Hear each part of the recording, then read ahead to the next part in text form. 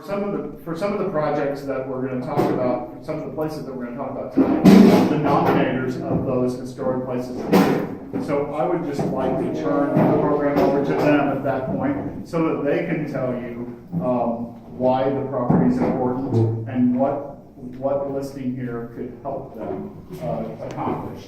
So, first of all, the Missouri Alliance for Historic Preservation, the statewide preservation organization that I represent, has been in existence for about 42 years now. We were incorporated in 1976 as the Missouri Heritage Trust.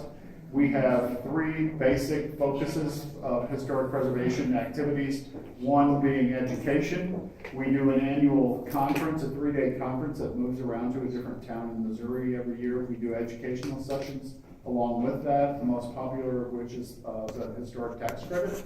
So we talk about that a lot. We talk about historic heritage tourism, things like that, that we take around to historic preservation commissions. Our biggest recognition program is called our Missouri Statewide Historic Preservation Honor Awards. That happens each year at the state capitol in Jefferson City, where we recognize about a dozen to 15 people, organizations, and projects that we feel have made exemplary strides in the area of historic preservation in the past year. Some of them are projects, some of them are for ongoing projects that have created synergy. We have a Lifetime Achievement Award. So that's our biggest advocate, or our biggest recognition program. We also have what we call legacy awards, that when we go to a different town in Missouri, like I said, with our conference, we like to recognize the efforts of historic preservationists in those communities. So that's another one of our recognition programs. We do advocacy every day.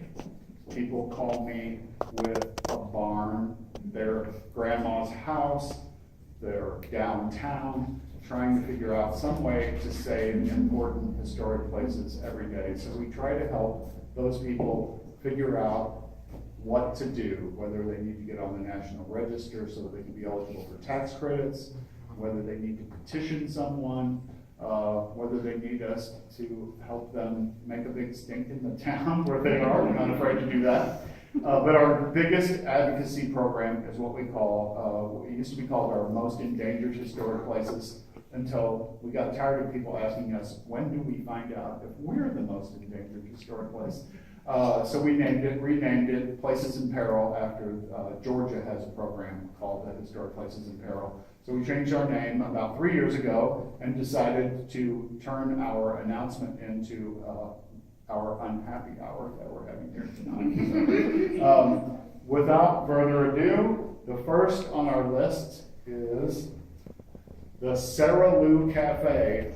This is in an African-American neighborhood called the Ville in St. Louis, which was seen to prosper in the face of segregation and racism. This building is the only unoccupied building on the four corners where it resides. You can see that it was a very popular restaurant in its day, and you can see that it needs a lot of work. So we're hoping that by calling attention to the project, we can help with raise funds and recognition to restore the Sarah Lou Cafe in the Ville neighborhood in St. Louis. The second one is the old Salem High School building in Salem, which is in Dent County. It's in south central Missouri. This building was designed by a very prolific Missouri architect, Henry Hohenschild. It has been vacant for a number of years, and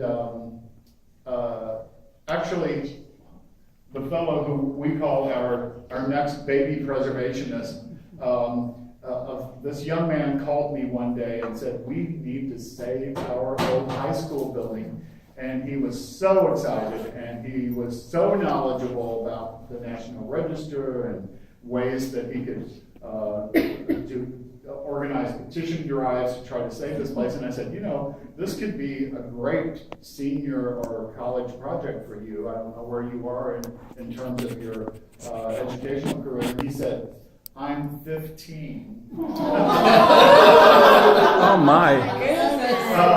So yes, absolutely. In the meantime, That's a prodigy. We're in the process of nominating the campus to the National Register. One of our board members is helping him with that. And our baby preservationist is graduating this year and considering 3 different historic preservation degree programs, undergraduate degree programs. There's hope. What's that? It's a nice building. Absolutely. This is the Barbagallo House in Kimmswick in Jefferson County. The Barbagallo House is already living its second life. It originally was in South St. Louis County. The Barbagallo family sold the house back in the late 60s, early 70s, and moved it. It was moved by under the auspices of Luciana Gladney Ross, who really is responsible for bringing this little tiny town of Kimmswick back to life. She was an heiress to the 7-Up company in St. Louis, and through her benevolence, a lot of buildings there were saved, and this one fortunately was moved.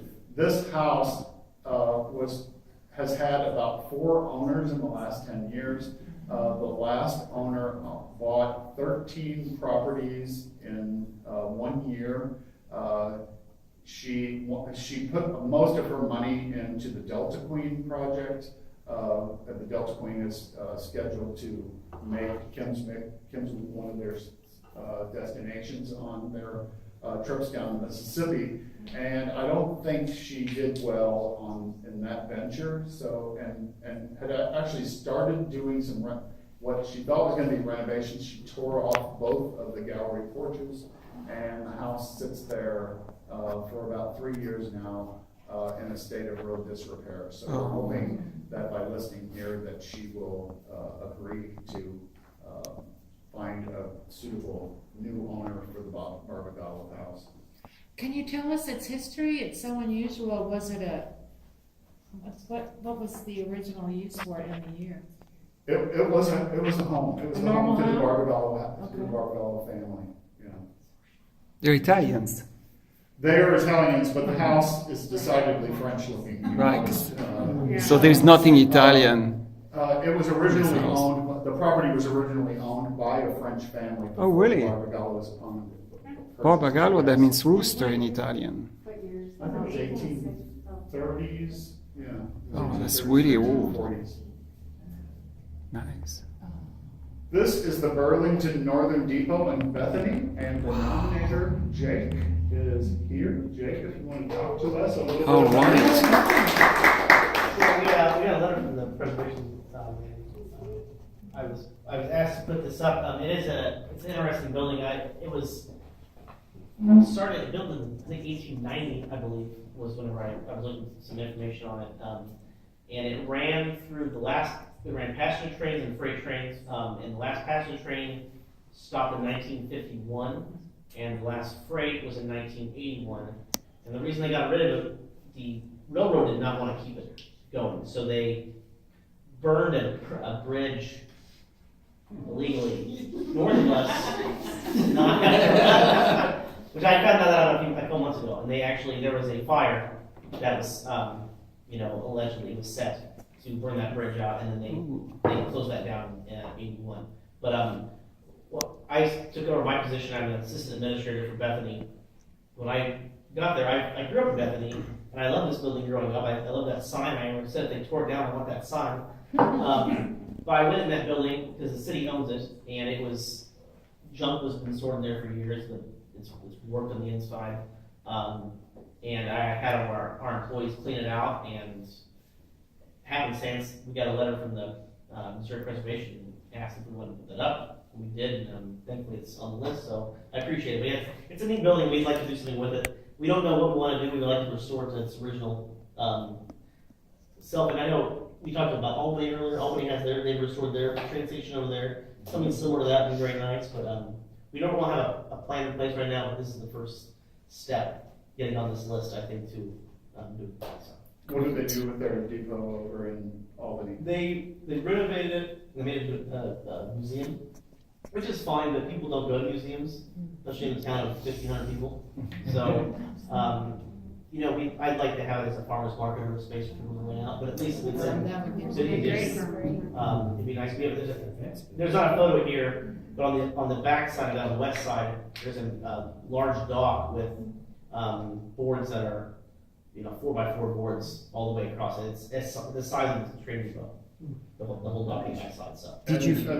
Where is the farmer's market nowadays? we don't have one. We have one maybe So maybe this would be two great. Amish set up a couple times in the bank parking lot. Yeah, I noticed in Missouri traveling around, that most farmers, stands are like on a parking lot. Yeah.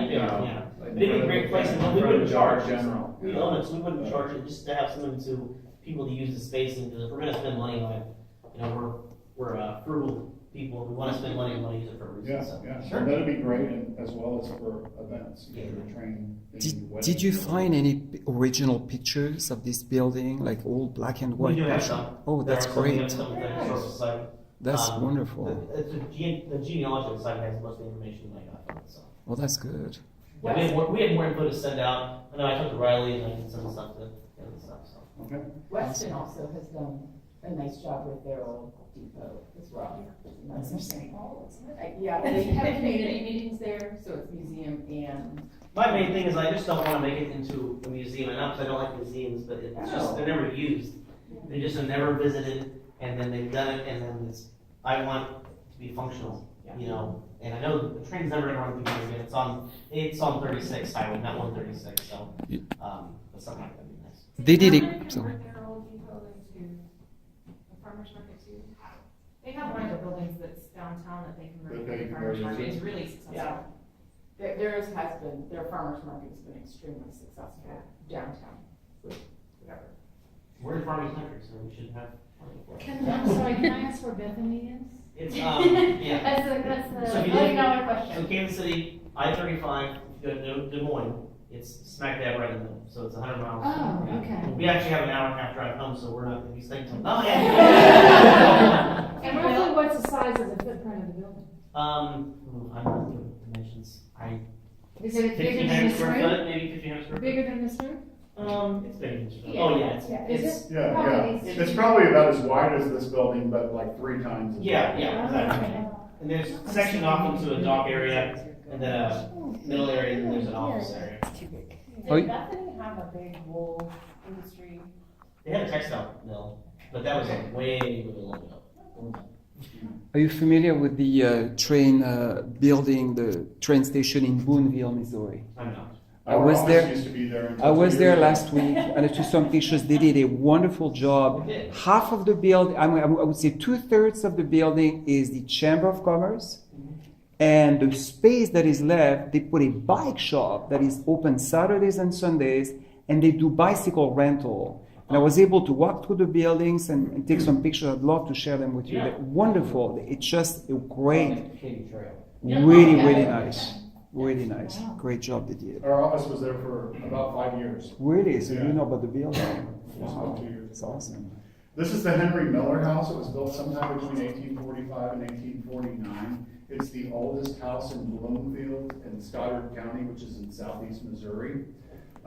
It was kind of adopted by the Historic Preservation Association at Southeast Missouri State University on Cape Girardeau. They came in and did some stabilizations. They removed the porch, which was sagging severely. The community had gotten a $200,000 grant and hired somebody to start planning, and kind of got built out of their money. The contractor took too long for any plans to materialize, so they lost the rest of the grant. But they recently transferred it to a nonprofit ownership so that they could fundraise, and the donations could be tax deductible for the renovation of the building. So that's why it was actually on our endangered list about 5 years ago, and that's why it's reappearing this year. The next one is the Lincoln School, also in southeast Missouri in Jackson, Cape Girardeau County. built just prior to the integration of public schools. This was a colored school in Jackson. It was used by school administration for a number of years. It has been vacant for about the past 5 years. The superintendent was last quoted as saying this building was on its way out. It was listed last year. When I called him again this year to find out if anything had changed, in the meantime, I didn't get my call answered, returned. So. Oh. This is relisted from last year. It's the Emmaus Home Campus in Marthasville in Warren County in central Missouri. This is one of the buildings. This German Baroque building was built as a dormitory. The campus originally was the resident. It was a seminary for the Deutsche Evangelische Kirche, the German Evangelical Church in America, which later became the United Church of Christ. So this was it now is known as Eden Seminary, and it's in St. Louis. It's near Webster University in St. Louis. When the seminary moved to St. Louis, this was converted to a group home for mentally retarded, developmentally disabled people. There's been a paradigm shift in the way that mentally retarded, developmentally disabled people are housed. They're no longer warehoused, if you will. I think there's one resident left in about 15 buildings on this campus. This is not the oldest building. The oldest building is from the 1840s. So it's a really super historic campus. Our former board member, Penny Pittman, and I have been working with the Emmaus Foundation. We are in the process of doing an eligibility assessment for the National Register, so they are very much interested in transferring the building to an owner that would be respectful of its history, it includes an old printing house, it includes this original seminary building, it has a Gothic Revival chapel on the property, it has 3 kind of modern 1960s pod kind of buildings. So it's a shoe-in for the National Register if we can just find somebody who's sensitive to the history of it for a redevelopment proposal. What year was the original building from? 1843 was the original building. It was called the Friedensboot. So would this be in kind of like western St. Louis now? No, you mean The Emmaus House. this is close to Washington. It's right off Highway 47. So if you were going east from here, if you went to Highway 47 in Warrenton and then went south, you'd find it there, south of it. Now this is the Methodist Episcopal Church in Lee's Summit, and the nominator, Michelle, is here, and so I'd like to turn it over to Michelle to talk to us a little bit about it. Yes, thank you so much. I am so excited being here. It's wonderful, and I'm very thankful for your time and patience. What happens is that, I've been a downtown East Summit resident since 1988, and I've seen this church, which is a very nice building. It doesn't really look like a church. There is no bell tower, there are no big statues. It looks like an administration building. It could be anything, a business, could be a theater, could be anything. But, this church is part of a campus on 4 acres in downtown East Summit that already has a couple of historic districts. And as I said, I've seen that church so many times. I'm not a member of this congregation, but I like it because it was built in 1922, 1923 with local funds by local people, and the founder of East Summit his family used to worship, and I found out recently through a Facebook posting that this church is on the chopping block because the 4-acre campus that has many modern buildings built in the 1970s and some of them in 1999, which is not very old at all, they more likely could be raised to make room for a major development called the Summit Church redevelopment. But basically, they're doing tabula rasa, they're demolishing everything to build 4-story luxurious apartments, 275 apartments, and a parking lot for 400 cars. And when I found this Facebook post from the local historic preservation and the Lee Summit Museum, I thought, oh my gosh, we're going to do something. As a matter of fact, the posting was giving links to city council names and phone numbers to call to say, well, you know, we like the building, we'd like to see it saved, what can we do? And it has been, I'm just starting inaugurating. I decided to pick up a banner and I kind of fell in love with the building because it reminds me, of course, of I'm French and part Italian, became a US citizen 3 years ago. So to me, it reminds me of the old world. I like the Italian Renaissance revival, or what they call also the Neo-Renaissance, you know, which can be sometimes mistaken for Romanesque because you see those half moon, those big arches, those big windows, but this is really something inspired from the second Italian Renaissance. And I think this building, it is in very, very good shape. It is still in use, there's still offices in it. It has a huge, it's hard to see, but the roof has more windows and it's called a belvedere, like a cupola. And there's an old organ from the 1920s inside, and basically the church has, which is the Methodist Church of Lee Summit, has decided several years ago to move away from this campus and to have a newer, bigger campus several miles away from downtown Lee Summit, and they put this campus for sale. And we've seen those signs for 4 years, but we always thought that maybe another church, even a synagogue, why not? We don't have a synagogue in Lee Summit. It could be another great religious building. They can reuse those buildings. No, they want to raise everything. And to me, this is just crazy. I've been talking to city council and starting this arm wrestling with the city to see what can we save the building. I even got a quote on how much it would cost to move the building across the street to a parking lot that does belong to the school district. And it's between $1 and $1.25 million, which is a good deal for such a large building. It would just need, but the city of Lee Summit, let me tell you, there is a lot of money. Really? It's a very wealthy community, and they just bought like a $4 million gym building with a swimming pool, and they intend to spend several more millions to rehab it.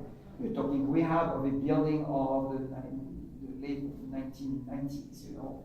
But you know, there's money. The taxes are very high in this. I mean, I think we really can put our taxes to work, save this building, do something. So I'm exploring strategies. What can we do to avoid this to be dismantled and go to the landfill?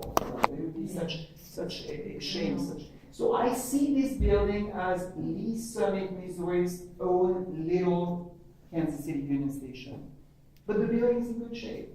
So Have you had talks, has anyone had talks with the developer to say that this could be their office on that obnoxious apartment complex? here's the thing, the city council was giving the wrong information because they asked the right question to the developers. They asked the developer, is there anything historic about this building? And the developer, of course, they want to build the apartments and make money. They say, oh no, there's nothing historic because it is not on any register. So the first thing I did is this, that's why I'm here, I'm really proud, really glad. And the second thing, I did a nomination for the National Register of Historic Places, because I found that as a local citizen, you don't have to be the building owner. You can do the paperwork on your own time and gather the information. And I'm talking to people in Jefferson City, and they're really interested in this building. They think it has a great potential. And there was a survey done back in 1994, and they recommended at that time that the church sign up, but the church was reluctant to do that for some reasons. Maybe they were afraid that getting a building on the National Register would make it difficult later on to sell it, or to demolish it, or to modify it, and they would be like, oh my gosh, under a lot of pressure to restore it this way and not this way, and they refuse to do it to this day. Now there's a contract pending, so it's like a time bomb. We've got to do something.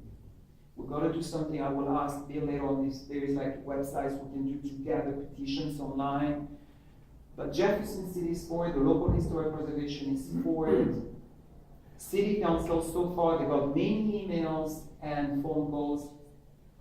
And their position is that, look, for almost 100 years, we didn't get a single dollar of revenue from the church because churches are not for profit. So if we give them a tip, and for the next 23 years, we waive the tax on the parking lot, which is $8 million for 400 cars, which is what, $35,000 waived for the next 23 years. But then after 23 years, the city of East Summit will get the money. To me, this is $35,000, 23 years from now, it's nothing. Because they say, we didn't make any money out of the churches. Well, big deal. Big deal. I think people, when they go to church, they can go to the local restaurants and enjoy happy hour, breakfast. So they're spending money. Right. Well, can we stage a protest and we'll come, but we need to communicate. Yes, I'll come and I'll decide. Oh, that's if you have a wonderful. protest. Very sweet. It worked on some buildings here in town. Oh yes, that's wonderful. You know, It's something that I'm trying to bring awareness, and so far we've been using social networks and. so what's the Facebook page? Should we all go there? Right now, it's on the posting, the original posting. The still got so many comments, most of them in favor of saving the building. Some people say, well, it's old. In Europe, they have old things. But Europeans, my family, when I send them those pictures, oh, that's a beautiful red building. It looks like the cathedral in Albi, red brick. It's a rarity over there. So, yes, it is East Summit Historical Society and Museum. Okay. Yes. Thank you. Thank you very much. Yes. Isn't it the young preservationists to do that art bond thing to draw attention to buildings? Yes. Set residents? And we'll be in touch so that we can start a petition. Thank you very much for the time. I'm very talkative. I'm Italian blood, so I talk a lot. So thank you very much. Well, good. you You're very much. passionate about it. Oh yeah, I'm very passionate. I fell in love with the building. I think it's a nice one. Yes. Okay, thank you. Thank you, Michelle. You're welcome. This is a carryover from last year. It's Westland Acres in Chesterfield in St. Louis County. This community was formed by, it's not because it's in West County, it was formed by a Mr. West, who was a former slave from the Boone settlement across the Missouri River. He, after he was a freedman, he developed this subdivision in West St. Louis County. It is now surrounded by mega mansions. And the plight of the neighborhood is that they were kind of priced out of their own residences by property taxes, the escalating property taxes in Chesterfield. So we've been trying to work with the St. Louis County Council to try to give tax abatement to the people in Westland Acres, to freeze their property taxes at existing rates until such time as they might be sold and maybe redeveloped for another reason. So a very important and a very early African American subdivision in West St. Louis County. There's also, I don't know if you all listen to the We Live Here podcast, but they did an episode interviewing the families that live in West St. Louis, just asking them, how they feel about the fight in there. So I'll encourage you to listen to that. Well, thank you. Yeah. This is a new entry. The Capitol Avenue Historic District in Jefferson City in Cole County. This is about an 8-block historic district listed on the National Register of Historic Places. I think about 25 of the properties are owned by one owner. Oh my. Who could care less about the preservation or maintenance of any of her properties in the district. she's been recalcitrant in trying to reach out to new owners. People have reached out to her, asking her, would she please sell her properties? She won't sell any of her properties. She won't improve any of her properties.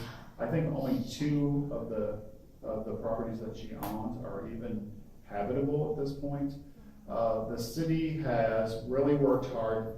Number one, they just completed an infrastructure project. They've redone all the sidewalks. They've done new historic street lighting along the district. And they've started using eminent domain to force new ownership of some of the buildings. So we put it on our endangered list to encourage the city council to move forward and further with finding new owners for these residential, really fine residential properties along Capitol Avenue and the blocks around Capitol Avenue in Jefferson City. Is the owner in Jefferson Oh, City, my. or- Yes, she is in Jefferson City. Wow. This is a categorical Wow. listing. I could not believe that 100 people did not nominate the Land Reutilization Authority buildings in St. Louis to our endangered list. As a matter of fact, I had to beg one person to finally nominate this, because people seem to be in lockstep in St. Louis, because these properties are owned by the Land Reutilization Authority, which is a city-state organization, governmental organization, that was set up in the 1970s as a kind of holding area for properties that have been abandoned or have been foreclosed upon for back taxes, real estate taxes. The Land Reutilization now owns over 1,200, 5,000 buildings in St. Louis. Oh my, that's a lot. They are in cahoots with the Metropolitan Sewer District.